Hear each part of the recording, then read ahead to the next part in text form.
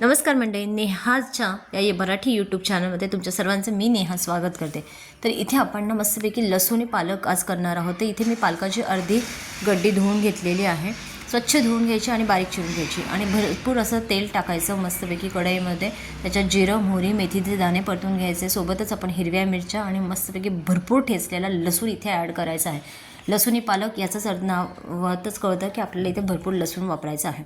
तर लसूण चांगला शिजत आल्यानंतर इथे आपण बारीक चिरलेला कांदा ॲड करणार आहोत। तर इथे 2 मीडियम साईजचे कांदे मी घेतले होते बारीक चिरून।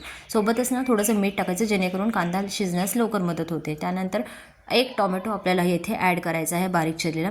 त्यानंतर इथे काश्मीरी मिरची पावडर, लाल तिखट थोडंसं टाकलेलं आहे मी, हळद घेतलेली आहे आणि धने पावडर आपल्याला इथे वापरायची आहे मसाल्यांमध्ये। तर तुम्हाला जितकं तिखट पाहिजे भाजी तेवढी तिखट तुम्ही ॲड करू शकता।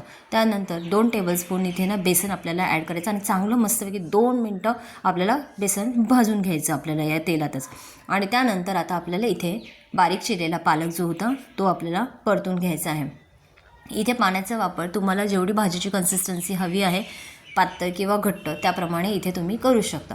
तर आता भाजी ना पाणी टाकून ना थोडंसं शिजू द्यायची। एक 5 मिनिटं चांगली उकळी येऊ द्यायची झाकण ठेवून। त्यानंतर आता तुम्ही बघू शकता भाजीला उकळी चांगली आलेली आहे।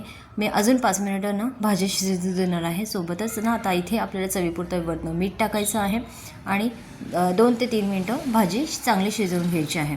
तर आता ही भाजी तुम्ही मस्तपैकी चपातीबरोबर, भाकरीबरोबर किंवा गरमागरम भाताबरोबर पण खाऊ शकता। खूप छान लागते, झणझणीत होते।